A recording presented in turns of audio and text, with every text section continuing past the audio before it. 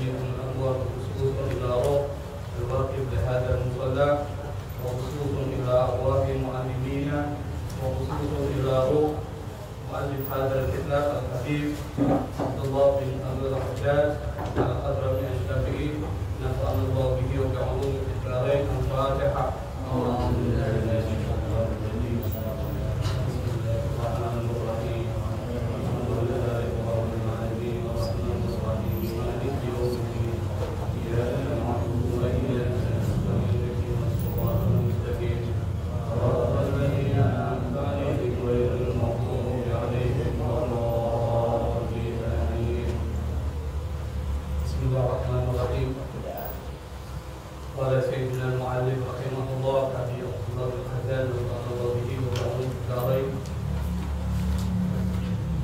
Bismillahirrahmanirrahim. Wala haula wala quwwata illa billahil aliyyil azim. Subhanaka la ilma lana illa ma 'allamtana innaka antal alimul hakim. Pada kesempatan malam ini kita akan mengkaji dari awal mukadimah. Kalau disimak ya, kita akan bacakan sebelum kita akan berikan pembahasan. Bismillahirrahmanirrahim. Wala haula wala quwwata illa billahil aliyyil azim. Subhanaka la ilma lana illa ma 'allamtana innaka antal alimul hakim. Alhamdulillahi rabbil alamin alladzi ja'ala ad-da'wata ila al-huda wal dilalata 'ala al-khair wan nasihata lil muslimina min afdalil qurbati wa arfa'id darajati wa ahammil muhimmati fid din. وذلك سبيل أنبياء الله المرسلين وأوليائه الصالحين والعلماء العاملين الراسخين في العلم والعلم.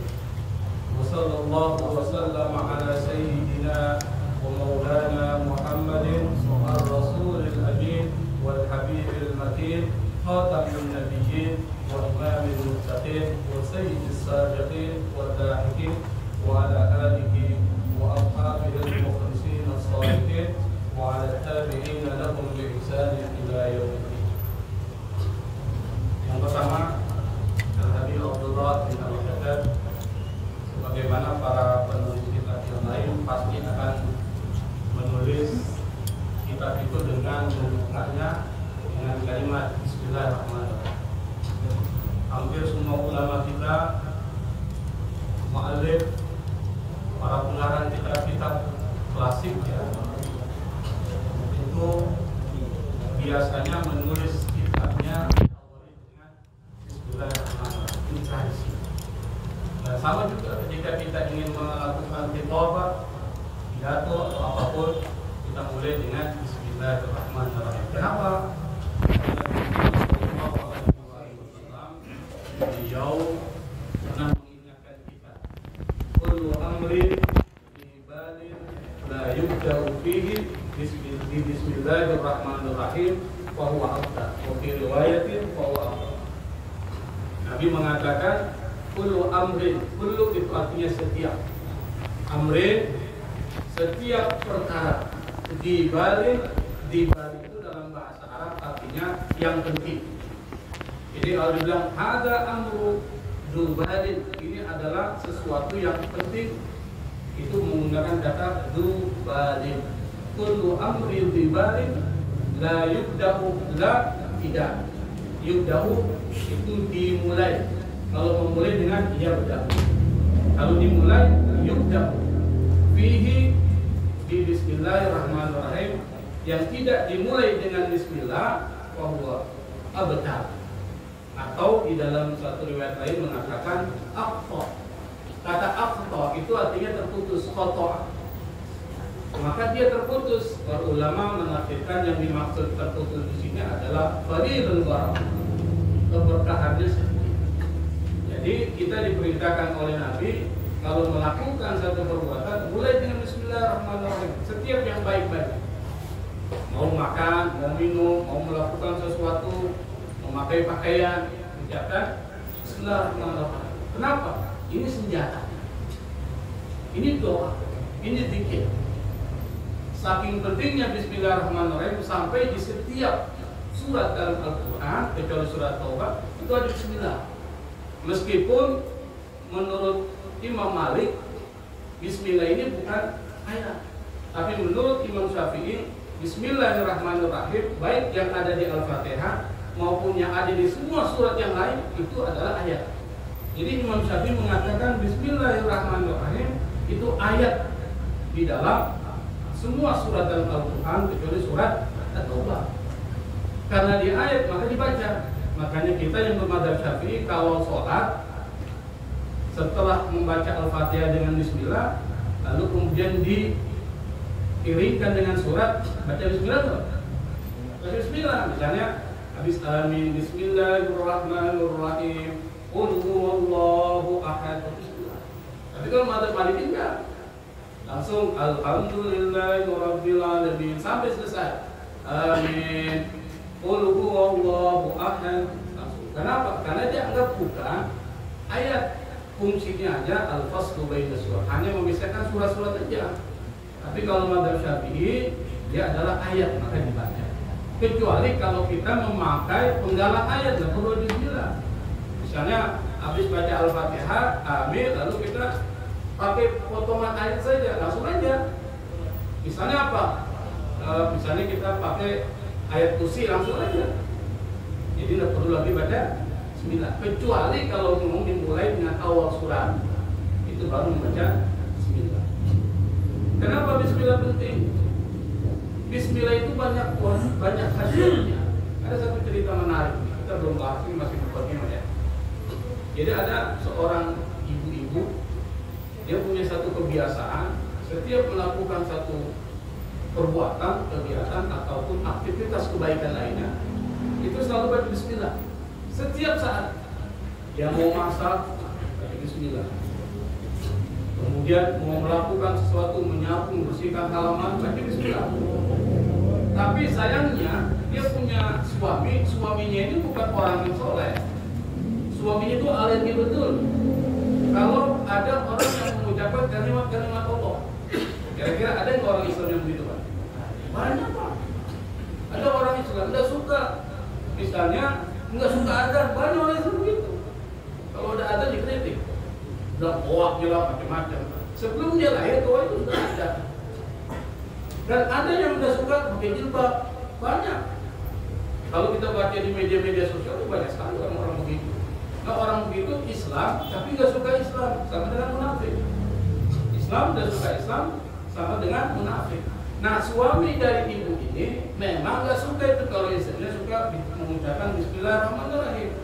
Sampai dia bilang, saya akan kerjain istri saya.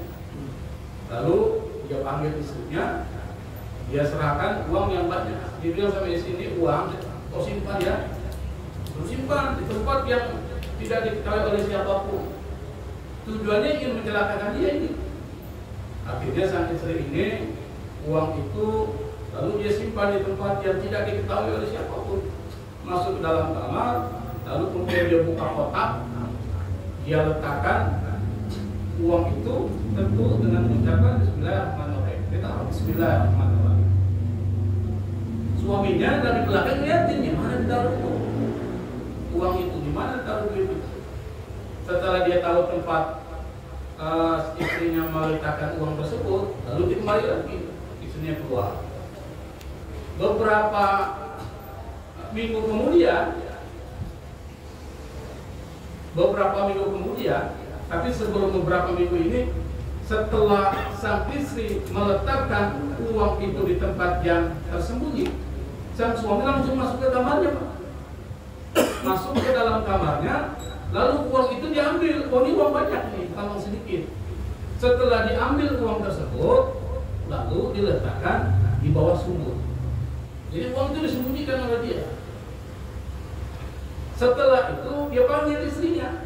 Beberapa saat kemudian, setelah beberapa minggu, dia panggil istrinya. Istriku, mana uang yang kau sudah simpan itu, yang saya titipkan kepada engkau? Istrinya tanpa ada perasaan buruk sangka kepada suaminya, dia masuk ke dalam kamar. Lalu kemudian dia buka kotak itu, kotak box. Lalu kemudian dengan mengucapkan Bismillahirrahmanirrahim, dia mengambil itu, padahal tidak ada dalam box itu.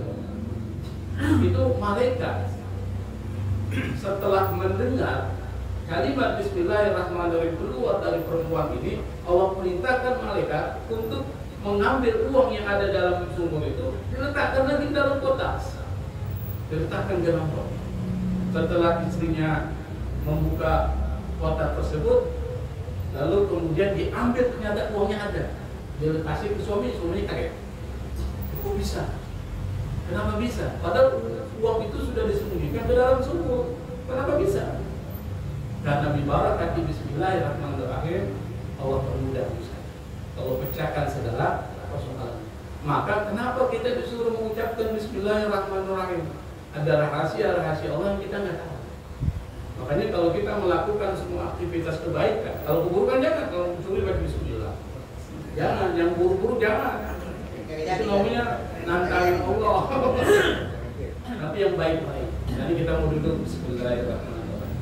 Pokoknya semua aktivitas baik, ucapkan Bismillahirrahmanirrahim. Allah akan jaga. Allah akan permudah semua urusan kita. Maka Al-Habib Abdullah bin Al-Haddad yang mulai dengan kitabnya Bismillahirrahmanirrahim. Yang kedua, ini menarik Pak. Ada kitab semuanya kan? Dia mulai dengan wala haula wala quwwata illa billahil aliyil. Jarang para ulama menggunakan kalimat ini pada saat menulis kitab. Tapi Al-Habib Abdullah bin Al-Haddad, dia seorang ulama yang tawadhu. Seorang ulama yang punya madhab teologinya itu Asy'ari. Jadi kita ini adalah Ahlussunnah wal Jamaah, Nahdlatul Ulama itu menganut paham Asy'ari. Jadi kalau kita belajar ilmu kalam itu Pak, ilmu kalam itu ada 3 madhab, 3 aliran dalam ilmu kalam. Yang pertama Mu'tazilah, yang kedua Jabariyah, yang ketiga Asy'ariyah. Menjembatani antara Mu'tazilah dengan Asy'ari. Ini kita bicara ilmu kalam, belum bicara fikih ya. Kalau fikih nanti mazhabnya Hanafi, Maliki, Syafi'i. Nah, orang-orang Mu'tazilah dia pakai rasio kotak. Makanya dulu zaman dinasti Abbasiyah pernah mazhab ini menjadi mazhab resmi negara pada zaman Harun al-Rashid. Khalifah al-Ma'mun diteruskan Harun al-Rashid. Sehingga umat Islam itu maju dari itu karena menggunakan akal. Jadi ilmu pengetahuan berkembang. Para filosof muncul pada zaman itu. Jadi mencapai kejayaan Islam, mencapai kejayaan yang luar biasa pada saat itu. Nah, orang Mu'tazilah ini karena dia orang yang rasional, dia mengatakan apapun yang kita lakukan enggak ada intervensi Allah. Semuanya adalah kehendak kita secara bebas. Saya menulis ya karena saya berusaha untuk menulis. Katanya maksudnya Pak, yang saya lakukan ini adalah karena saya punya usaha. Kan banyak orang itu. Saya ini kaya bukan enggak ada unsur Tuhan mengintervensi saya. Saya kaya karena saya kerja sendiri. Ada yang begitu kan? Ada. Jabariyah berbeda 180 derajat dengan Mu'tazilah. Dia mengatakan bahwa apapun yang kita lakukan itu adalah karena Allah, diciptakan oleh Allah. Kita ini seperti boneka aja. Kita duduk, Allah yang gerakkan kita. Jadi kita tidak punya kebebasan untuk melakukan sesuatu. Ini adalah fatal. Maka disebut dengan fatalisme. Nah, datanglah Asy'ari, Abu Hasan Asy'ari, yang dia awalnya dari Mu'tazilah tapi keluar. Lalu dia punya konsep. Tapi ini kan konsep Pak. Dia punya pandangan bahwa memang Allah menciptakan kita dan perbuatan kita, tetapi kita punya kebebasan untuk melakukan sesuatu. Kebebasan melakukan sesuatu dan sesuatu bisa terjadi karena izin Allah Subhanahu wa taala. Saya menulis ini, saya menggerakkan tangan saya, tapi tidak akan terjadi menulis karena izin Allah Subhanahu wa taala. Jadi saya menulis itu karena izin Allah. Oh, karena usaha saya. Kalau seandainya Allah langsung lumpuhkan tangan kita, bisa kita nulis. Bisa. Berarti apa yang kita lakukan, kita punya usaha, tetapi ada izin dari Allah Subhanahu wa taala. Al-Habib Abdullah bin Al-Haddad, beliau mulai dengan la haula wala quwwata illa billahil aliyil azim. Maksudnya apa? Yang saya tulis ini bukan karena kekuatan saya. Yang saya tulis kitab An-Nasridin ini bukan karena usaha saya, tapi karena Allah memberikan kekuatan kepada saya untuk bisa menulis kitab ini. Maka dia tahu. Maka la haula wala quwata itu ada pesan moral yang ingin disampaikan oleh Al-Habib Abdul Al-Haddad. Anda jangan mempunyai sifat sombong. Semua yang Anda lakukan itu tidak akan mungkin terjadi kalau tidak ada izin dari Allah Subhanahu wa Ta'ala. Maka la haula wala quwata illa billahil aliyil azim itu harus masuk menjadi satu sikap kita tawadhu. Bahwa apa yang kita lakukan ini adalah karena izin Allah Subhanahu wa Ta'ala. Seperti ini kita hadir di sini karena Allah gerakan kita. Allah berikan kemampuan kita untuk gerak. Kita punya keinginan, tapi Allah tidak berikan kemampuan. Jadi nggak sini? Jadi saya ingin banget hadir majelis, tapi Allah kasih saya sakit, tidak ada bisa datang. Artinya apa? Ternyata Allah Subhanahu wa Ta'ala punya intervensi di sini. Maka kita bersyukur bahwa pada kesempatan malam ini kita termasuk orang-orang yang dipilih oleh Allah untuk bisa menghadiri majelis. Meskipun tidur kita tetap pahala. Meskipun tidur aja, saya tidak paham. Tapi duduk di majelis Allah, di majelis seperti ini, insya Allah akan mendapatkan pahala. Maka Rasulullah Sallallahu Alaihi Wasallam menganjurkan kita menjadikan la haula wala quwata illa billah ini jadi zikir, jadi zikir. Pernah satu ketika Rasul mengatakan kepada sahabat, hal adulluka ala kanzin min kunuzil jannah. Mau enggak saya beritahukan kepada engkau salah satu perbendaharaan surga? Dalam satu riwayat mengatakan pintu dari pintu-pintu surga. Lalu sahabat mengatakan, "Mau ya Rasul, apa itu?" La haula wala quwata illa billahil aliyil azim. Yang kedua, la haula wala quwata illa billahil azim. Ini adalah obat dari 99 penyakit. Jadi kalau kita punya penyakit yang kita derita oleh tubuh kita, perbanyak membaca la haula wala quwata illa billahil aliyil azim. Yang ketiga, la haula wala quwata illa billahil aliyil azim ini adalah memecah semua masalah. Jadi kalau kita ada banyak persoalan, baik itu persoalan terkait dengan persoalan rezeki kita yang mampot, makanya ini baca la haula wala quwata illa billahil aliyil azim. Atau ada urusan-urusan lain yang memang kita sudah sumpah lah, kayaknya nggak ada cara lain ini. Ingat, Allah mengajarkan kepada kita memperbanyak la haula wala quwata illa billahil azim. Ada satu kisah ini yang pada zaman Nabi ya.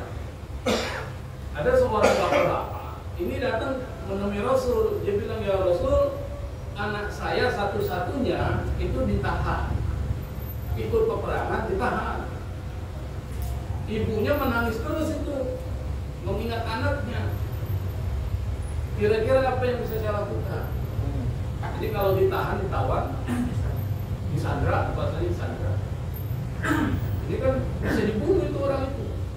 Akhirnya Rasulullah SAW beliau mengatakan kepada orang tersebut, bersabarlah dan diajarkan kepadanya untuk membaca la haula wala quwata illa billah.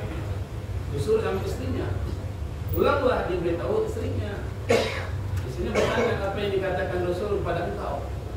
Rasul mengajarkan saya untuk membaca la haula wala quwata illa billah. Jadi ini suami istri itu satu malam dia baca la haula wala quwata illa billah. Satu malam. Pada saat ketika subuh, tiba-tiba ada yang mengetuk pintu rumahnya. Setelah dibuka, anaknya yang disandra itu sudah ada di situ. Ditanya, apa yang sebenarnya terjadi? Dia cerita. Jadi pada saat saya ditahan, tiba-tiba orang yang mengasih pada tidur. Lalu ada cahaya dan kemudian melepaskan ikatan saya. Akhirnya saya kabur. Yang lain ada yang tahu karena saya tidur. Sampai saya membawa 400 ekor kambing sebagai ganimah di bawah sini. Dan tidak terdengar. Bayangkan Pak, kalau kambing 400 ekor kambing itu pasti kedengaran dong, mbak-mbaknya itu. Tapi dia sama sekali tidak terdengar. Akhirnya apa? Orang itu selamat, bahkan membawa ganimah 400 ekor kambing. Kenapa? karena doa yang dibaca oleh kedua orang tuanya malam hari pun la haula wala quwwata illa billahi. Maka Al-Habib Abdullah bin Al-Haddad, beliau itu orang yang wali, dia tahu. Maka dia mulai dengan kalimat la haula wala quwwata illa billahi. Ini kitab tidak akan terjadi seperti ini kalau bukan pertolongan Allah Subhanahu wa taala. Yang kedua, beliau memulai dengan subhanaka la ilma lana illa ma 'allamtana innaka antal alim. Apa maksudnya? Mungkin kita tidak paham itu maksudnya. Al-Habib Abdullah ingin mengajarkan kepada kita ilmu yang kita miliki ini itu sedikit. Kenapa sedikit? Makanya kita tidak boleh sombong. Wa fawqa kulli dhi ilmin alim. Di atas orang berilmu ada yang lebih pintar lagi. Artinya apa? Semua ilmu yang diberikan kepada kita ini itu karena Allah memberikan curah ilmu kepada kita. Makanya di dalam Al-Quran itu diingatkan yu'til hikmata may yasha wa may yu'tal hikmata faqad utiya khairan katsira. Allah memberikan hikmah. Hikmah itu lebih tinggi dari ilmu. Kepada siapa? May yasha. Orang yang dikehendakinya. Siapa yang dikehendakinya? Orang-orang yang benar sungguh-sungguh mencari ilmu. Kalau orang cuma diam di rumah mau pintar, bisa nggak?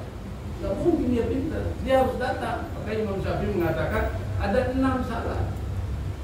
Ada 6 tuh.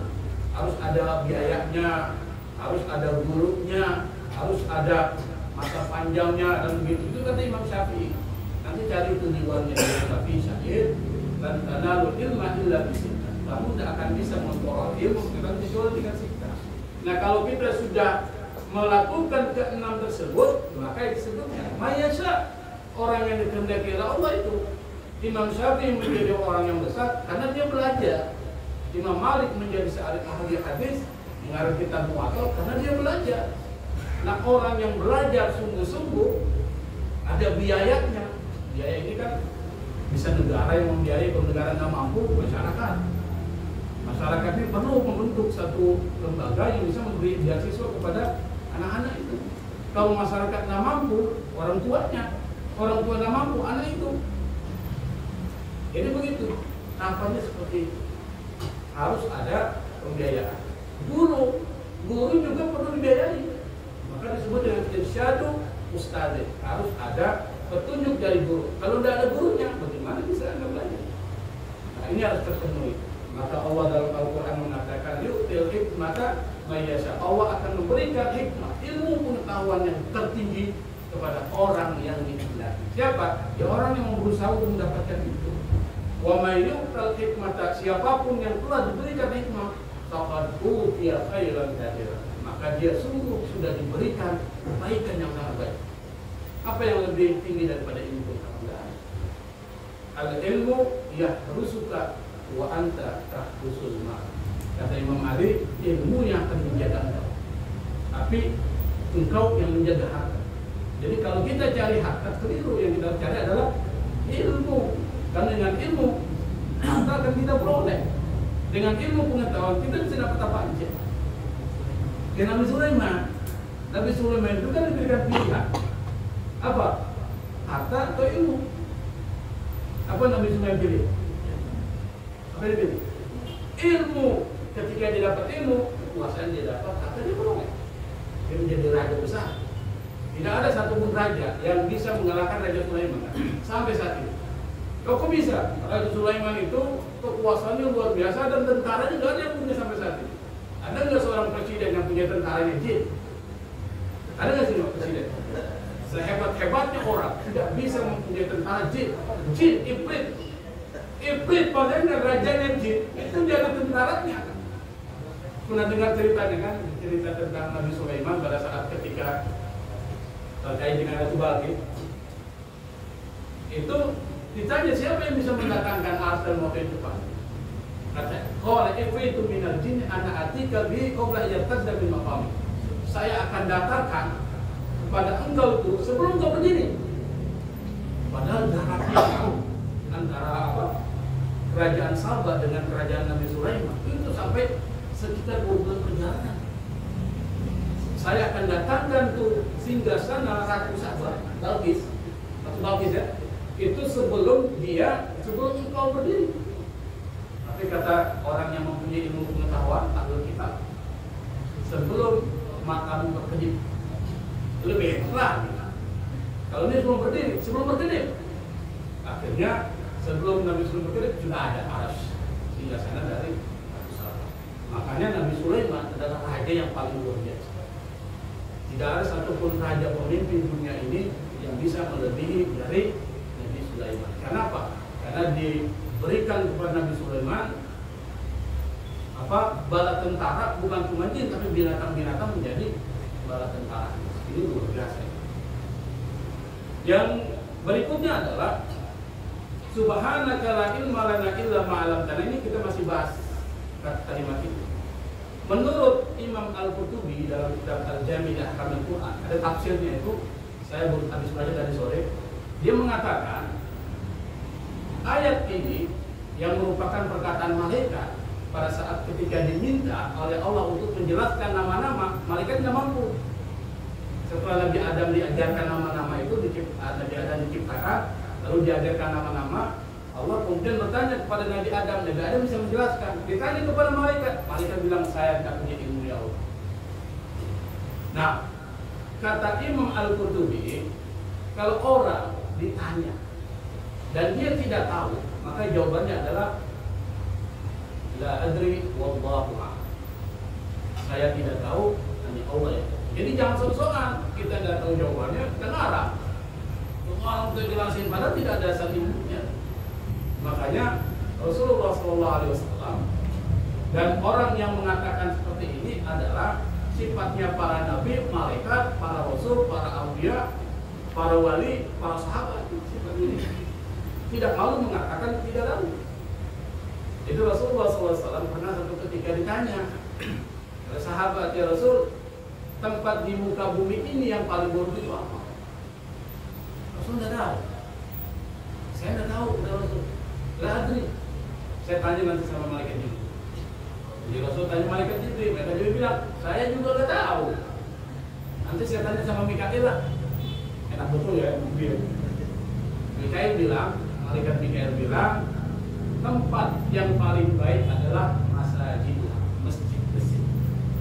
dan tempat yang paling buruk pasar. Ini kata Mikail. Luar biasa, Nabi nggak tahu, tapi Nabi bilang saya nggak tahu. Jibril juga nggak tahu, bilang saya nggak tahu. Imam Malik rahimahullah, beliau ditanya 40 masalah. Imam Malik itu luar biasa, ahlul hadis, orang yang ilmu pengetahuannya tinggi, ditanya 40 masalah, dia cuma bisa jawab 8. Dari 40, berarti 32 itu dia bilang la adri, saya enggak. Padahal dia bisa saja jawab. Imam Malik itu orang cerdas, pintar. Tapi dia tidak mau menjawab, kecuali ada dasarnya. Jadi para ulama kita itu luar biasa, para sahabat juga sama. Dan ini adalah sikap yang harus tertanam dalam diri kita. Kalau kita ditanya oleh orang kita tidak punya ilmu, jawabnya apa? La adri wallahu a'lam. Allah yang tahu. Makanya kalau ulama menyuruh kita, wallahu a'lamu bishawab. Biarnya ada militer. Ini ingin mengatakan bahwa jangan sungkan, jangan malu mengatakan tidak tahu. Ada seorang ulama Irak namanya Syafi'i. Dia seorang ahli fikih Irak. Datang orang jauh-jauh diutus untuk menanyakan 100 pertanyaan. Jadi 100 pertanyaan dititip oleh masyarakat kepada orang itu, tanyakan kepada Syafi'i. Syafi'i ini adalah seorang ahli fikih di Irak. Syafi'i bilang, saya nggak tahu. Apa kata orang tersebut? Apakah engkau nggak malu dengan ucapanmu itu? Kita datang jauh-jauh mau pertanyaan, jawabanmu tidak tahu. Apa kata Aisyah? Malaikat aja tidak malu membilang subhanaka la ilma lana. Kenapa ya saya harus malu? Malaikat saja yang dekat sama Allah itu tidak mau mengatakan saya tidak punya ilmu. Akhirnya orang itu dia. Yang kedua, Al-Habib Allah bin Al-Haddad mengajarkan kita selalu menjadikan ini sebagai zikir kita. Subhanaka la ilma lana illa ma 'allamtana innaka antal alimul hakim. Maka kalau kita misalnya mengajar ini kita mengucapkan ini. Mengajar misalnya setelah alhamdulillahirabbil alamin, Allahumma shalli ala sayyidina Muhammad wa ala sayyidina Muhammad, baru kemudian kita mengucapkan subhanaka la ilma lana illa ma 'allamtana innaka antal alimul hakim. Ditambah lagi dengan satu doanya Nabi Musa, Rabbi shrah li sadri wa yassir li amri wa hlul 'uqdatam min lisani yafqahu. Saya pernah diprotes ketika mengucapkan itu. Ustaz, kenapa Ustaz doa itu? Namanya kita ini adalah Fir'aun. Itu kan doa diucapkan Musa ketika menghadapi Fir'aun. Kita ini bukan Fir'aun, kenapa Ustaz baca doa itu? Sebab yang bagus. Karena doa itu muncul pada saat ketika Nabi Musa menghadapi Fir'aun. Ustaz baca doa itu, kita ini bukan Fir'aun. Jadi dosa baca doa itu berarti. Padahal maksud doa itu adalah bersifat umum. Meskipun konteksnya khusus, al-ibrah bi umumin la bi khususis sabab. Jadi kalau kita belajar usul fikih itu ada kaidah yang diambil itu bukan lafaz khususnya, tapi lafaz boleh jadi sebabnya khusus, tapi maksudnya umum. Bisa jadi perintah kepada Rasul, tapi maksudnya kepada semua orang beriman. Itu maksudnya. Meskipun itu doa Nabi Musa khusus saat menghadapi Fir'aun, tapi kita bisa baca secara umum. Kita minta sama Allah supaya dilapangkan dada kita, dilancarkan lidah kita sehingga bisa mengucapkan kalimat. Kenapa? Ini tidak akan bisa bersuara kalau bukan karena Allah Subhanahu wa Ta'ala. Itu adalah madhab Asy'ari, Pak. Jadi kita ini madhabnya Asy'ari. Jadi punya pemahaman, kita punya usaha, tapi usaha itu tidak akan terjadi kecuali dengan izin Allah Subhanahu wa Ta'ala. Baru Al-Habib Abdullah bin Al-Haddad memulai dengan Alhamdulillahirabbil alamin. Ini baru pembukaannya panjang banget.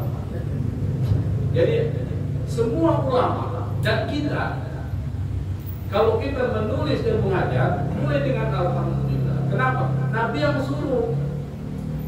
Sama lafaznya dengan hadis yang berbicara tentang Bismillah ya. Kullu amrin dibalin la yubda'u fihi bilhamdi aqta. Kata Nabi, semua perkara penting yang tidak dimulai dengan mengucapkan Alhamdulillahirabbil alamin, maka keberkahannya menjadi hilang. Maka berdasarkan dari hadis itu, semua ulama ketika menulis kitab, maka dia mulai dengan Alhamdulillahirabbil alamin. Ada nggak kitab yang ditulis tanpa Alhamdulillah? Coba cari coba. Hampir semuanya tidak ada. Pernah ada satu, tapi itu pun dia punya alasan kenapa. Pernah ada yang menulis ulama satu dengan tidak mengucapkan Alhamdulillah, tapi dengan zikir. Tapi tidak perlu kita ulas, itu kan cuma satu. Tapi hampir sebagian besar kitab itu ditulis dengan membawa dan membuka kalimat Alhamdulillahirabbil alamin. Alladzi ja'ala ad-da'wata ini menjadi maf'ulun bih. Kalau kita belajar nahwu itu kedudukannya sebagai maf'ulun bih, tandanya fathah. Nanti kalau belajar nahwu itu bisa ketemu itu. Kenapa dibaca a itu karena ada ilmu nahwu dan sorofnya. Dan sembarangan itu. Meskipun ini gundul ya, kita bebas membacanya, tetapi ada aturannya. Alladzi ja'ala da'wata, yang ja'ala itu menjadikan. Ad-da'wata dakwah, ila ke al-huda, petunjuk. Yang menjadikan dakwah kepada petunjuk, kalau diartikan secara literal, wad-dilalata al-khair, ini belum selesai. Kalimatnya belum selesai. Dan yang menunjukkan kepada kebaikan, ad-dilalah itu menunjuk. Kata dalla ya dulu dalil. Dalil itu artinya yang menunjukkan sesuatu, itu dalil. Ad-dilalah segi penunjukan ala al-khair, kebaikan. Nah, kalau al-khair itu kebaikan yang bersifat universal. Jadi bedakan dengan ma'ruf. Amar ma'ruf nahi. Ma'ruf itu kebaikan yang bersifat lokal.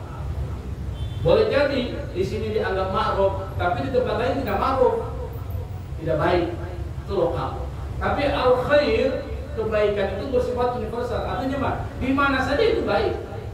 Misalnya membantu orang, baik nggak? Baik. Nggak usah cari dalil, Pak. Membantu orang, mana dalilnya membantu orang? Nggak usah cari dalil. Kenapa? Karena itu sudah al-khair. Pakai logika kita saja itu sudah baik. Semua agama pasti akan mengatakan baik. Kenapa? Manusia yang berakal sehat, waras, akan mengatakan membantu orang adalah sesuatu yang baik. Itu namanya al-khair, kebaikan yang bersifat universal. Wan nasihata lil muslimin, dan memberikan nasihat, petunjuk kepada orang-orang muslim, baru min afdalil qurba. Afdal itu dari kata fadil, jadi afdal. Jadi isim afdil. Maksudnya apa? Yang paling utama. Al-qurbat. Jadi kalau ada kalimat afdalul qurbat, itu diartikan yang akhir dulu. Yang akhir dulu, al-qurbat itu adalah upaya mendekatkan diri kepada Allah yang paling utama. Begitu caranya. Wa arfa'id darajat. Ad-darajat itu kedudukan. Arfa itu tinggi. Arfa itu artinya yang paling tinggi. Maka kalau diartikan bagaimana? Darajat yang paling tinggi. Jadi bahkan itu diambil baru kemudian dijelaskan yang sebelumnya. Wa ahammil muhimmati fid din. Aham itu artinya yang paling penting. Muhim itu artinya penting. Muhimun jiddan. Penting sekali. Aham paling penting. Al-muhimmat sama katanya ini, al-muhimmat perkara-perkara penting yang paling penting. Jadi perkara-perkara penting dalam persoalan agama yang paling penting. Jadi kata Al-Habib Abdullah bin Al-Haddad, dakwah mengajarkan orang kepada kebaikan seperti kita ini, mengajak orang kepada kebaikan, mengajak orang untuk mengesahkan Allah, mentauhidkan Allah, menyembah kepada Allah, supaya manusia berbuat baik dan mengenal mana yang buruk untuk dihindari. Itu kata Al-Habib Abdullah bin Al-Haddad min afdalil qurba. Satu usaha mendekatkan diri yang paling utama. Jadi kalau tanya apa pekerjaan yang paling utama, Pak? Apa jawabannya? Dakwah kepada untuk mengajak orang supaya mendekatkan diri kepada Allah Subhanahu wa taala. Siapa? Yang mubaligh, yang guru, macam-macam. Siapapun yang berusaha mengajak orang kepada kebaikan, itu adalah pekerjaan yang paling utama. Makanya Allah Subhanahu wa taala pernah berfirman, "Wa man ahsanu qawlan mimman da'a ila Allahi wa 'amila shalihan qala innani minal muslimin." Kata Allah, "Wa man ahsanu qawlan," siapa di antara kalian yang paling bagus perkataannya daripada orang yang mengajak orang lain kepada Allah Subhanahu wa taala. Ini kata Allah, bukan kata kita. Jadi mengajak orang kepada Allah, kepada kebaikan, itu adalah sesuatu perkataan yang paling baik, yang paling dicintai oleh Allah Subhanahu wa taala. Jadi dakwah itu adalah pekerjaan yang paling mulia. Jadi bukan berdagang, berdakwah. Saya berdagang sambil berdakwah, bagus. Ada nggak berdagang sambil berdakwah? Ada. Anda memperlihatkan kejujuran dalam berdagang, itu sudah dakwah. Misalnya tidak curang. Orang-orang Betawi dulu itu, saya ingat betul, kalau kita beli beras itu pasti kan ada takaran itu udah pernah dikasih rata, itu dikasih lebih dikit kan, betul nggak? Lebih kenapa? Karena itu beras di dalam karung itu ada butir-butir batu yang kecil-kecil yang sengaja ditaruh orang. Kalau batunya banyak, kecil-kecil itu bisa mengurangi dari 1 kilo menjadi kurang. Di gambarnya juga sama itu menjadi kurang, ditambah menjadi kurang. Nah kalau kemudian pada saat ketika orang beli beras, kalau kemudian ditakar dalam posisi yang pas, bisa jadi dalam itu ada batu. Kira-kira 0,0001 ons. Berkurang nggak? Tetap berkurang, 0,01, kasih lebih. Nah, jadi itu orang yang mengurangi timbangan, termasuk kategori itu. Makanya mereka lebihkan. Nah ini kebiasaan orang-orang tua dulu. Saya ingat betul kalau beli beras itu lebih dikit. Banyak dulu. Walaupun sekarang ya jarang beli beras itu. Kalau sekarang beli berasnya di mall gitu dibungkus itu. Dia mau jualnya kan Iya. dia mau belinya di dalamnya. Tidak, itu lain itu. Nah, jadi dakwah itu menjadi sesuatu yang penting. Yang kedua, kata Al-Habib Allah Al-Haddad, wa dzalika sabilu anbiya'illahil mursalin. Jadi dakwah itu adalah jalannya para nabi dan rasul. Jadi semua nabi dan rasul itu tugas utamanya bukan dagang, bukan bekerja. Bekerja itu sambilan saja. Nabi itu tidak bekerja sambilan. Tapi dia punya tugas itu ngajak orang kepada kebaikan. Nabi Ibrahim. Nabi Ibrahim itu kalau orang bilang kontraktor. Kau kontraktor ya? Yang suka bangun-bangunan itu Nabi Ibrahim. Builder, kalau orang itu builder. Suka bangun-bangun gedung. Tapi itu sambilan. Tujuan utamanya apa? Dakwah, mengajak orang kepada kebaikan. Karena ini adalah jalannya para nabi dan saleh. Makanya kalau kita ingat cerita Nabi Ibrahim itu luar biasa. Nabi Ibrahim umur 16 tahun itu sudah jadi nabi. 16 tahun. Orang-orang lain ini anak muda kita 16 tahun itu masih gaya hidupnya luar biasa. Tapi Nabi Ibrahim sudah jadi nabi. Hah? Iya, sedang main-main. Nabi Ibrahim sudah jadi nabi. Kenapa? Masih kecil dia udah kritis. Dia sering mempertanyakan siapa Tuhan. Nah, pada saat dia dijadikan nabi, itu langsung dia berdakwah. Dan dia berani. Sampai-sampai dia menantang Raja Namrud. Berani sekali itu Nabi Ibrahim. Kenapa? Karena Nabi Ibrahim keimanannya berprosesnya panjang. Dari pencarian dia sampai kemudian dia diberikan oleh Allah Subhanahu wa taala dan diangkat sebagai nabi dan rasul. Makanya dia ajak orang sampai kemudian ada berhala-berhala yang besar itu dia hancurkan tuh. Cuma satu saja yang paling besar dia tidak hancurkan. Pintar dia. Karena dia ingin ajak dialog nanti. Jadi Nabi Ibrahim itu orang yang cerdas dan pandai berdialog, berdebat dengan Nabi Ibrahim. Diletakkan di lehernya itu yang paling besar tapak. Heboh orang karena ini adalah sembahan mereka. Siapa yang melakukan man fa'ala hadza bi alihatina?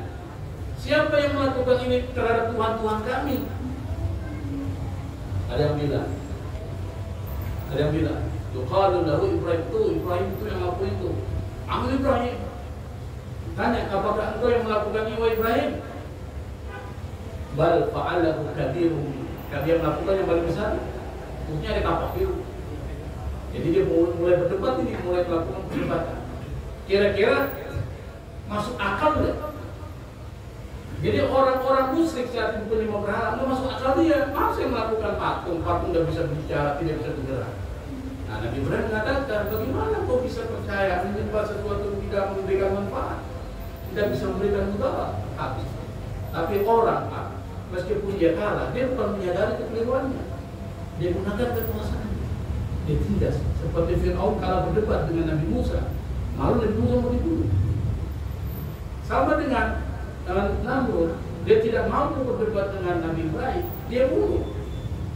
Makanya nanti ceritanya menarik. Jadi pada saat ketika Nabi Ibrahim berdebat, ini bayangkan satu kampung diperintahkan untuk mencari kayu bakar 40 hari 40 malam. Masyarakat cari kayu bakar selama 40 hari 40 malam.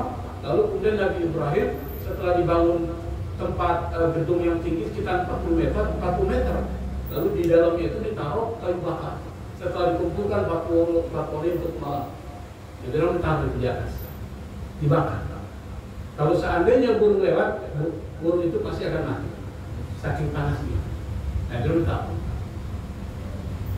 Jadi Nabi Ibrahim ditaruh, dia mengucapkan apa? Belum, asbunallah wa ni'mal wakil. Dan dia dipikir tidak. Asbunallah wa ni'mal wakil. Allah perintahkan malaikat Jibril turun, tanya sama Ibrahim apa yang diinginkan. Kan Jibril datang kepada Ibrahim, ya Ibrahim, Allah hajat. Ada nggak kebutuhanmu? Apa jawaban Ibrahim? Ibrahim ini imannya tinggi pak. Dia tidak bersandar sama makhluk. Amma ilaika falak. Kepadamu saya tidak butuh apa-apa wahai Jibril. Dia mau bergantung sama dia. Cukup Allah mengetahui keadaanmu, sudah cukup.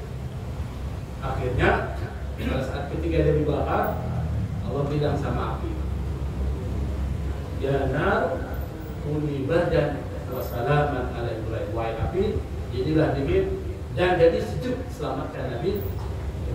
Api yang punya watak membakar itu jadi tidak membakar. Kenapa? Karena keimanan Nabi Ibrahim.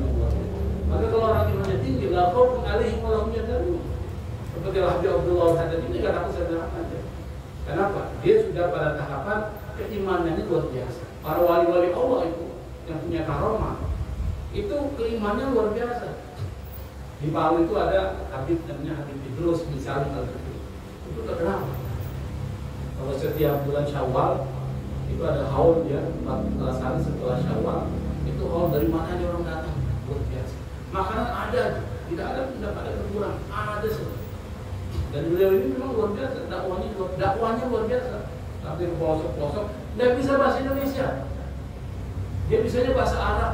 Kalau ngomong bahasa Jawa terpatah-patah. Tapi banyak orang ikut sama dia. Kenapa? Karena dia mengajarnya dengan hati. Ikhlas. Sehingga orang banyak masuk ke dalam Islam dan banyak mengikuti apa yang diajarkan oleh Habib Idrus bisa oleh pas dia meninggal itu luar biasa. Kalau saya bicarakan karomahnya nggak habis Pak. Waktu terpendek, karomahnya luar biasa. Saya pernah baca manaqib. Jadi saya diminta oleh ketua utama Al-Khairat, almarhum sudah meninggal Habib Sadat, suruh baca manaqib Habib Idrus.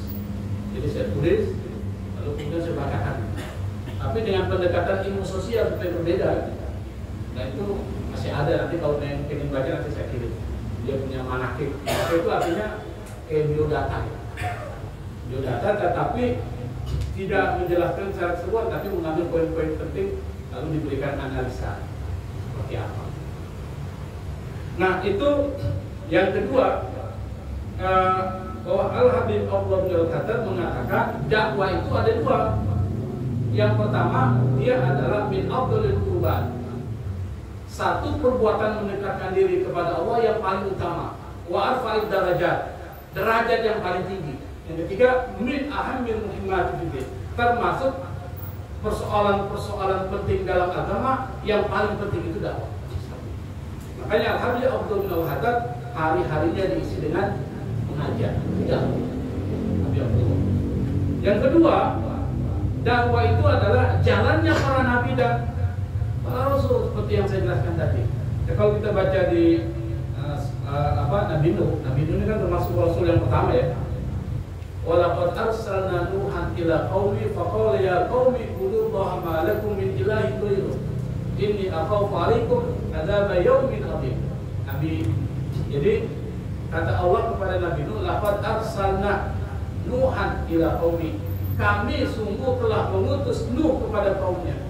Maka Nuh berkata kepada kaumnya, sembahlah Allah, tidak ada Tuhan selain Allah Subhanahu wa ta'ala. Jadi yang pertama kali yang diajarkan kepada Nabi itu tauhid, penyembahan kepada Allah Subhanahu wa ta'ala, itu dakwah. Jadi semua nabi dan rasul memang kerjaannya dakwah. Kalau ada yang jadi petani, ada yang jadi tukang bangunan, itu cuma sambilan. Kalau kita enggak, pekerjaan utamanya adalah berdagang, dakwahnya sambilan, terbalik itu. Karena terbalik, makanya malas-malas. Cuma sambilan, nggak usah lah, kan begitu. Tapi kalau kita balik, dakwah itu adalah pekerjaan utama, yang lainnya sambilan.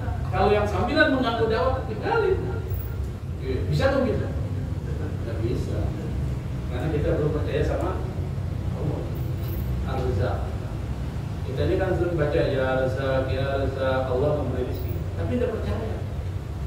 Buktinya apa? Kalau rezeki kita dihambat orang, marah kita. Marah nggak? Padahal Allah itu sudah tahu rezeki kita berat, sudah Allah tahu itu. Kita semua jalanin doang, jalani aja. Allah sudah tentuin, nggak ada tukar itu.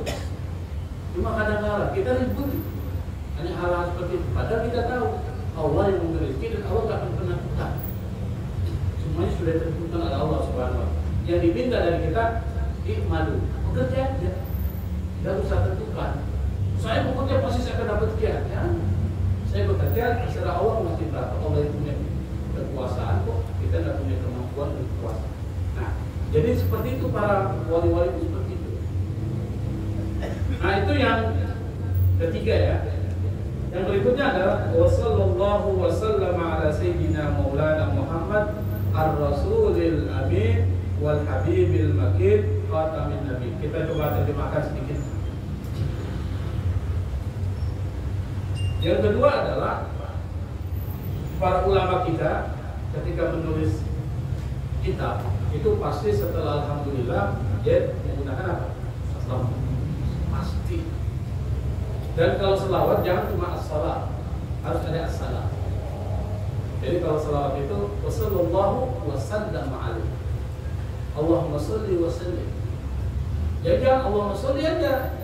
Dan menurut para ulama mengatakan makruh kalau kita mengucapkan hanya cuma salli tapi tanpa salim. Makruh. Makruh itu artinya apa? Dibagus tinggalin lah. Artinya apa? Ya pakailah tu wasallim.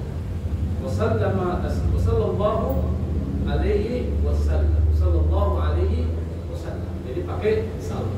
Kalau kita tidak pakai salam, itu hukumnya adalah makruh. Kan kita baru tahu kan? Makanya kita ikuti. Kenapa? Karena di dalam Al-Quran juga itu disuruh pakai sallimu taslimu. Innallaha wa malaikatahu yusalluna 'alan nabi ya ayyuhalladzina amanu sallu 'alaihi wa sallimu taslima. Jadi kita disuruh kalau pakai selawat pakai as-salatu wassalamu ala sayyidina Muhammad. Jangan as-salatu ala sayyidina Muhammad, tambah wassalam. Kenapa? Karena Allah juga mulainya begitu. Sallu wasallim. Jadi selawatlah dan berikan selamat. Wa sallallahu wasallam ala sayyidina maulana Muhammad ar-rasulil amin. Jadi kata Al-Habib Abdullah Al-Haddad ar-rasul al-amin. Jadi ditambah kata al-amin. Salah satu gelar Nabi itu adalah al-amin. Kalau kita bicara tentang sejarah, Nabi tidak pernah bohong. Nabi ini adalah orang yang amanah. Sebelum menjadi Nabi dan Rasul, dia tidak pernah bohong. Kenapa? Karena memang Nabi itu disetting untuk menjadi qudwah, contoh. Maka tidak boleh cacat. Ini sudah disetting oleh Allah. Skenario Allah ini Nabi sudah diciptakan memang skenario Allah untuk jadi contoh, teladan. Laqad kana lakum fi Rasulillahi uswatun hasanah. Memang sudah Allah tetapkan. Makanya karena Allah sudah tetapkan Nabi ini, pada saat sebelum alam ini diciptakan, siapa yang diciptakan? Sebelum alam ini diciptakan, siapa yang diciptakan? Nur Nabi Muhammad SAW. Ya Jabir siapa yang pertama kali diciptakan oleh Allah Subhanahu Wa Taala? Kalau kita baca Rawi Sumtul Durar itu ada itu. Cuma saya sudah jarang baca, jadi saya lupa. Itu ada hadis yang dikutip oleh Habib Ali Al-Habsyi dalam Sumtul Durar. Siapa yang pertama kali diciptakan oleh Allah sebelum semuanya ada? Apa kata Rasul? Yang pertama kali diciptakan sebelum ada semua ini adalah Nur Nabi Muhammad. Nur Nabi itu Nabi Muhammad SAW. Jadi diciptakan ini, baru kemudian diciptakan dunia ini. Makanya Nabi Adam diceritakan, kita cerita saja karena ini settingan Allah ini Nabi Muhammad ini settingan. Jadi pada saat ketika Nabi Adam diciptakan, lalu kemudian Siti Hawa diciptakan. Karena kalau Nabi Adam diciptakan sendiri, pasti dia kesepian, perlu ada teman. Maka diciptakanlah dari tulang rusuknya supaya dekat. Makanya disebutkan soulmate. Apa soulmate? Jadi belahan hati. Jadi dekat. Nah, Siti Hawa setelah diciptakan, Nabi Adam ini kan senang dengan Siti Hawa. Senang dengan Siti Hawa. Lalu inilah dia nikahi. Siti Hawa bilang, enggak dulu, kau memberikan saya maharnya. Setelah nikahkan, sebelum nikahkan aku beri mahar. Jadi konsep mahar itu sudah ada zaman Nabi Adam, Siti Hawa. Nabi Adam bingung maharnya apa. Akhirnya dikumpulkan permata yang ada dalam surga. Siti Hawa tolak. Semua dikumpulkan yang sesuatu yang benda-benda yang membuat kita itu gila mata kita, ditolak oleh Siti Hawa. Bingung, katanya tanya sama Allah, ya Allah ini Siti Hawa maunya mahar, tapi saya nggak tahu mahar apa. Apa? Maharnya adalah selawat kepada Nabi Muhammad SAW. Nabi Muhammad belum diciptakan. Belum ada itu. Tapi nulis sudah ada. Akhirnya berselawat kepada Nabi Muhammad SAW sebagai mahar. Pada saat ketika berada di satu tempat dituliskan asyhadu alla ilaha illallah wa asyhadu anna Muhammad Rasulullah. Nabi Adam tanya, siapa ini Muhammad? Sampai namanya begitu pula disandingkan dengan namamu ya Allah. Dia adalah orang yang pertama kali diciptakan dan orang yang akan terakhir dibangkitkan. Maksudnya diutus oleh Allah Subhanahu. Jadi sudah ada itu. Nah, pada saat ketika dunia ini kan masuk ke Nabi Adam terus mengalir, makanya nasabnya. Betul kan kalau baca nasab itu? Sampai itu kemudian ditaruh kepada Abdullah. Siapa Abdullah? Bapaknya. Ketika dia menikah dengan Siti Aminah, itu ditaruh di Aminah. Maka pada saat lahir dari Siti Aminah, ini sudah disetting. Ketika masih kecil, itu sudah dibersihkan di hatinya, dibedah hatinya supaya bersih. Karena dia mempunyai tugas penting, maka nggak boleh ada cacat. Itu sudah disetting sama Allah ini. Pada saat dia masih kecil, masih anak-anak lah, dibersihkan oleh malaikat Jibril dengan pembedahan yang tingkat, apa polisinya sudah sekali, tidak ada tandanya, tidak ada tanda bekas bedahan, tapi sudah bersih. Kalau hatinya bersih, pasti dia akan aman. Kalau dibersihkan, makanya nanti dia sebelum jadi nabi dia sudah alami. Jadi anak muda, dia sudah orang paling hidup. Makanya pernah kan pada saat ketika Nabi mendapatkan tugas kerasulan, dikumpulkan orang-orang kafir Quraisy, dia tanya, bagaimana pandangan kalian tentang saya? Apakah kalau saya katakan bahwa di belakang kalian ada musuh-musuh yang menyerang kalian, kalian percaya? Apa dia bilang? Kami percaya sama engkau, padahal engkau pun tidak mau. Itu bayangkan. Tapi ketika bicara tentang persoalan tauhid, sebagian terima, sebagian kenapa kok bisa mereka, padahal mereka tahu.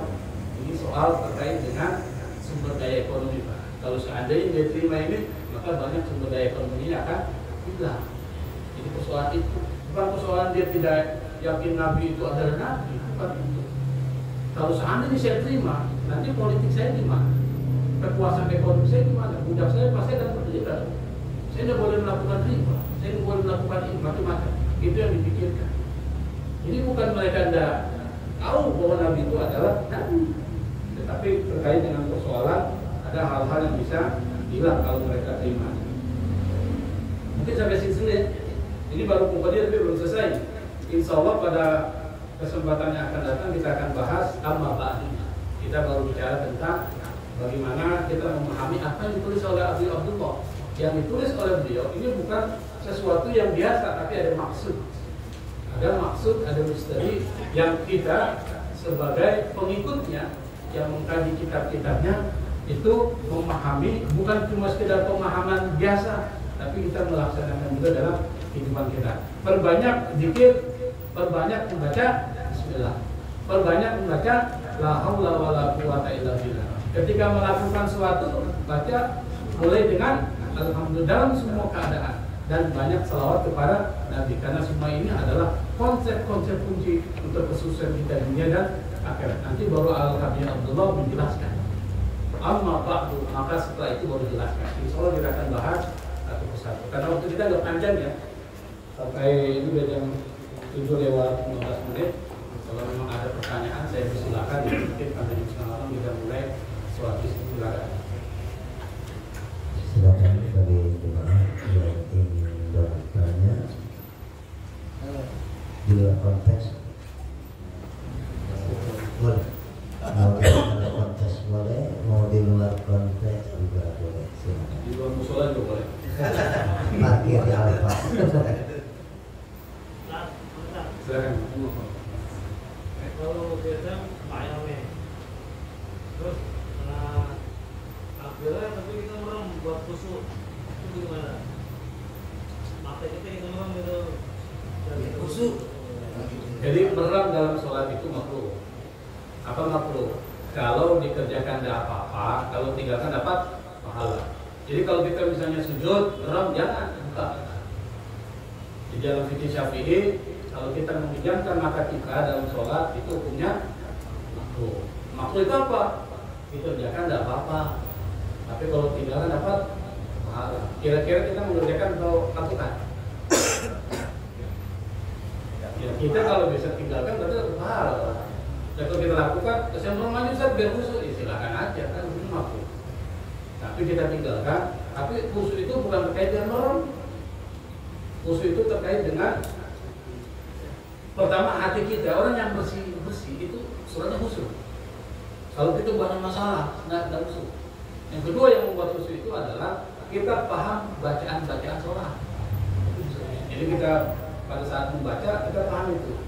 Bismillahirrahmanirrahim. Kita tahu artinya. Alhamdulillahirabbil alamin. Maka langkah bagusnya kalau kita diberikan waktu itu belajar bahasa Arab supaya paham bacaan. Minimal bacaan sholat. Atau kalau kita paham bahasa Arab pada saat baca Quran enak kita seperti membaca kisah-kisah. Enak sekali.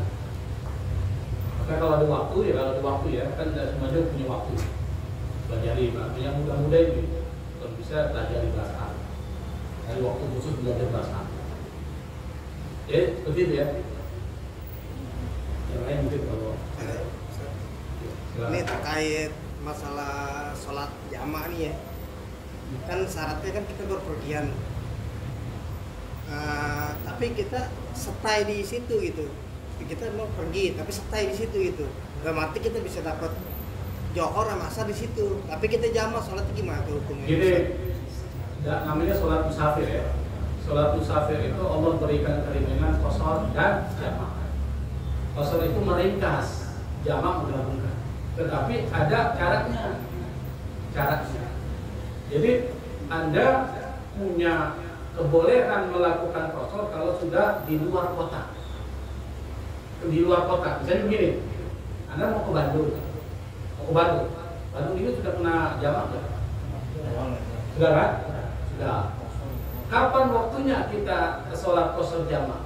Oh, saya di rumah aja saya sholat jamaah. Nggak boleh. Nggak boleh itu. Pada saat Anda pergi, nantilah pas di rumah saya di sana, nanti sholat di musola Al-Ikhlas, saya sholat qashar jamaah nggak boleh. Pas udah keluar dari pintu gerbang kota, boleh Anda melakukan qashar. Kira-kira Jakarta ini batas gerbangnya mana? Ya, batasnya mana? Yang sudah masuk Jawa Barat. Bogor meskipun waktunya itu belum bisa tetapi kita sudah dalam perjalanan di Bogor boleh qashar.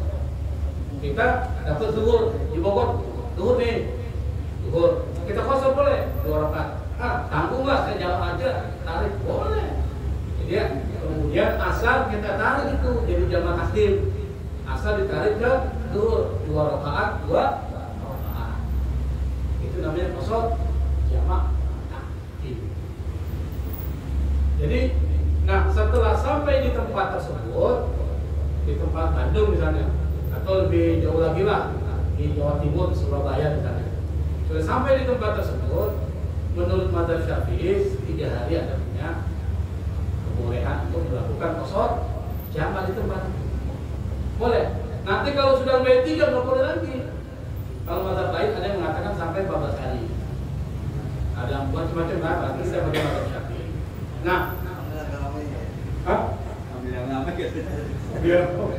Setelah 3 hari ke hari keempat itu sudah. Kalau Anda masih di Surabaya, itu berlaku sholat seperti orang mukim, bukan musafir lagi. Saya supaya ini pas hari ketiga saya pergi lagi ke Jember misalnya. Anda musafir, jadi seperti itu modelnya. Selama Anda dalam perjalanan, Anda punya hak untuk qashar jamaah. Tapi ingat, perjalanannya itu adalah untuk sesuatu yang baik, bukan sesuatu untuk merampok. Enggak, maksudnya gini maksudnya kan kita ke Bandung nih, ke Bandung kan, kita jalan pagi nih, kan Johor dapat di sana kan ya, kan? Maksudnya sekalian jamaah gitu, sama asar gitu. Nggak apa-apa, karena Anda sudah dalam qashar. Tapi kan nanti asarnya kita dapat juga kan di situ. Nggak apa-apa. Orang yang berpergian itu diberi keringanan, ambil rukhsah. Jadi kalau Allah bilang ambil rukhsahnya itu, tapi mengatakan kalau diberikan rukhsah oleh Allah diambil rukhsah. Jangan saya kan masih bisa itu sholat. Sombong Anda dikasih hadiah dan dikasih hadiah kok nggak diambil. ambil aja. Nanti kalau hadiah itu sudah kadaluarsa, kembali lagi ke zaman aslinya. Kalau orang berpergian saja, misalnya kalau memang itu bisa membuat perjalanan menjadi berat, puasa ada apa? Tidak puasa, kan bisa diganti pada saat yang lain. Allah berikan keringanan. Tapi kau tanya, boleh enggak? Saya enggak perlu jamak, enggak apa-apa. Tapi saya mau dikasih rukhsah kok tidak diambil. Dikasih hadiah. Boleh enggak saya menolak hadiah? Enggak apa-apa. Saya dikasih hadiah nih. Salah, saya ambil. Boleh. Tapi rugi. Dikasih hadiah kok diambil. Diambil. Silakan Nala. Mau nanya apa? Pak Ustaz saya dulu. Jamak. Oke Bro, saya tanya. Baik, saya tanya masih dalam konteks kajian kita sekarang. Terkait dengan pembahasan mayukil hikmatan, tadi keterangan mayukil hikmatan. Yu'til hikmata may yasha wa may yu'til Itu hikmata. ada pokok setiap orientasi. Iya. Yang pertama saya setuju bahwa kalimat subhanaka la ilma lana itu dipakai oleh Said Al-Lah, dan itu kan salah satu tujuan untuk mengeliminasi sikap sombong. Karena ilmu yang diberikan itu sedikit. Tapi sekarang saya agak sedikit kurang sepakat dengan kalimat bahwa hikmah itu akan didapat dari orang yang bersungguh-sungguh. Karena saya punya pemahaman berbeda. Buat saya hikmah itu lebih daripada ilmu itu sendiri. Jadi menurut aku seperti apa pandangan itu? Apakah ini masuk bagian daripada takwil yang itu yang apa namanya tidak melenceng, atau tidak boleh mengatakan itu? Atau ini harus dihindarkan? Untuk memahami kalimat hikmah itu bukan hanya sekedar ketika kita sungguh-sungguh mencari ilmu maka Allah akan dikasih ilmu, hasilnya akan dapatkan ilmu. Tapi saya punya pemahaman bahwa hikmah itu adalah di luar daripada ilmu itu, lebih daripada ilmu itu sendiri. Gimana? Memang hikmah itu di atas ilmu saya katakan tadi. Dia lebih tinggi dari ilmu pengetahuan. Karena dia sudah masuk di sana ke arifah. Al-arif ma'rifah, kemampuan mengetahui benar. Hikmah. Jadi hikmah itu memang sesuatu yang lebih dari pengetahuan biasa. Kalau kita ini belajar agama itu pengetahuan biasa, tapi ketika pengetahuan itu bisa membuat kita menjadi ma'rifah kepada Allah. Man arafa nafsahu faqad arafa rabbah. Ini itu bicara tasawuf ya. Siapa yang mengetahui dirinya dia akan tahu Tuhannya. Maka ketika kita kenali diri kita, ini sebenarnya kita sudah mengenali Tuhan kita. Kenapa? Karena kita ciptaannya.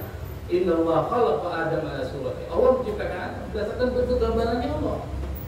Makanya nanti ada kalau bicara Ibnu Arabi itu tasawuf, itu di dalam diri kita ada sifat-sifat ketuhanan.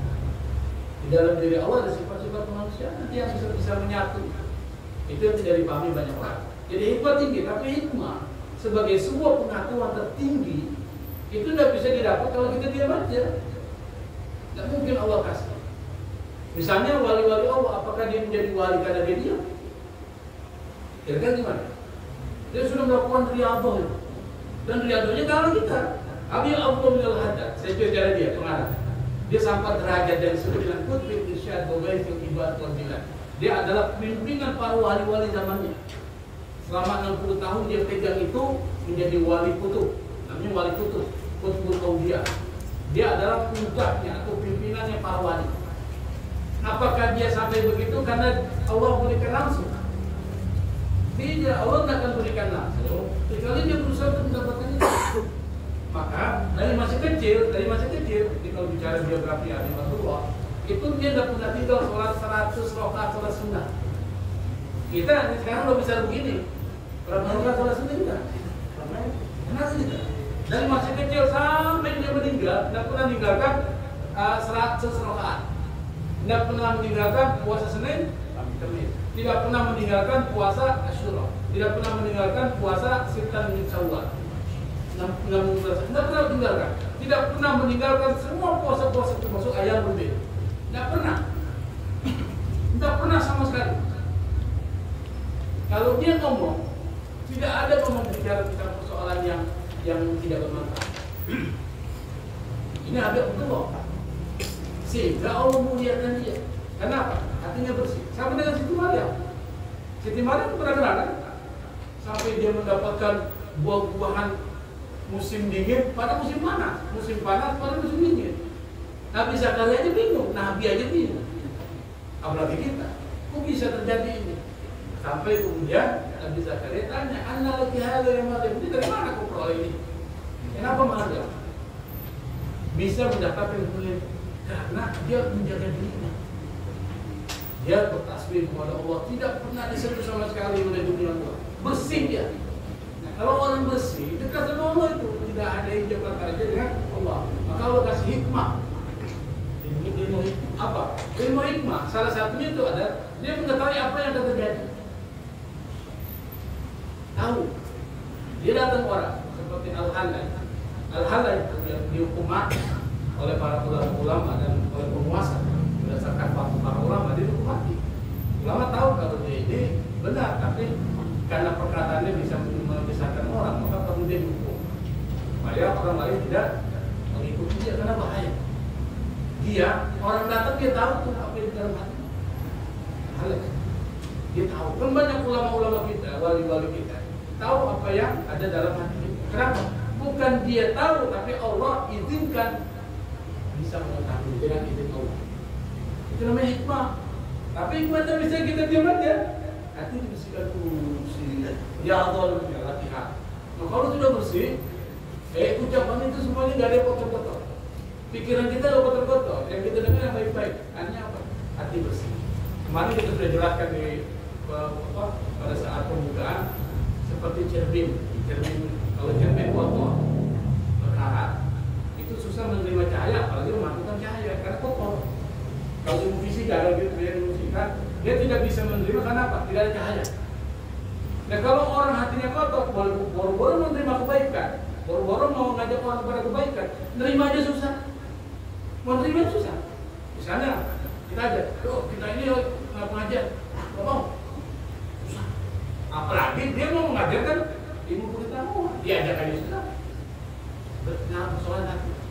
Tapi kalau orang hati bersih, yuk kita sumbangkan yuk. Ayo, gimana? Soal itu mau masjid, ayo. Bergerak. Itu yang bersih. Maka seperti cermin, kalau cermin bersih, kita bisa lihat wajah kita. Kenapa? Karena cermin bisa menerima cahaya dan memantulkan cahaya ini. Coba kalau baterai kartu dilapis, ya bisa terlihat, diterangi, maka dia bisa memantulkan cahaya. Itulah hati yang mesti kata Imam Al-Ghazali. Nah, nanti kita sedikit-sedikit bahas Al-Ghazali dalam Ihya Ulumuddin, bagaimana dia membersihkan hatinya, bagaimana hati bersih itu bisa membuat orang menerima hikmah. Kenapa? Karena sudah mampu dia terima. Berarti bersih. Seperti gelas kosong ini, Pak. Kalau gelas kosong ini nggak ada isi air, bisa nggak diisi air apa aja? Bisa, nggak kosong. Orang yang hatinya kosong dari penyakit hati itu bisa diterima oleh ilmu dan hikmah masuk ke dalam diri. Maka dia bisa mengetahui sesuatu yang belum terjadi. Dia bisa mengetahui apa yang ada di dalam benak pikiran kita. Karena Allah singkat semuanya, semua dengan kasar. Kalau kita ngamalkan buku ini kan ringkasan kaki dia sebenarnya. Insya Allah kita akan sampai ke sana. Tapi perlu riyadhah, ilmu hikmah. Tapi perlu yang disebut. Maka kata Allah, wa may yu'tal hikmata faqad utiya khairan katsiran. Siapapun yang diberi hikmah yang melebihi daripada ilmu, faqad utiya khairan katsiran, maka dia sudah diberikan kebaikan yang banyak. Kebaikan yang banyak. Itu kata Allah, bukan kata kita. Artinya apa? Orang yang sudah mencapai derajat al-hikmah, maka dia adalah orang yang paling beruntung di dunia dan di akhirat. Tapi harus kerja keras. Tidak bisa cuma ngomong lalu dapat hikmah. Nah, jadi mungkin bisa doa. Cukup ya? Demikian kajian kita pada malam hari ini. Mari kita